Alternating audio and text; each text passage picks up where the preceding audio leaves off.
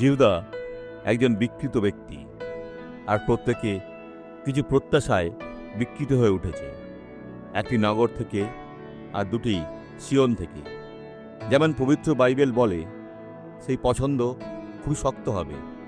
দেখুন জিরোমীয় 6:15 কি বলে, তাহারা ঘৃণার কার্য করিয়াছে বলিয়া কি লজ্জিত হইল? তাহারা মোটে লজ্জিত হয় নাই, বিষণ্ণ হইতেও জানে না। কত গুরুতর বিষয়! তোর জন্য তাহারা পতিতগণের মধ্যে পতিত হইবে। আমি যখন তাহাদের প্রতিফল দেব, তখন তাহাদের নিপাত হইবে। ইহা সদাপ্রভু কহেন। ঈশ্বরের সাথে খেলা করবেন না, বিশ্বস্ত হন। এই সাক্ষ্যটি দেখুন। আমার স্কোলিওসিস হয়েছে আর আমি ব্রাশ ব্যবহার করছি, আর সিঁড়ি দিয়ে নামার সময় খুব কষ্ট হতো। আর এখন প্রার্থনার পর কি ঘটলো?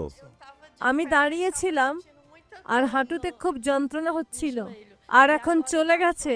যিশু স্কোলিওসিস নিয়ে এখানে এসেছেন। মেয়েটি যেখানে যাচ্ছে সেখানে যান। এখন আমি আপনাকে দূরে চলা দেখতে চাই। এখন দৌড়ে ফিরে আসুন। ও হালেলুয়া! বন্ধুরা, এটা দেখুন।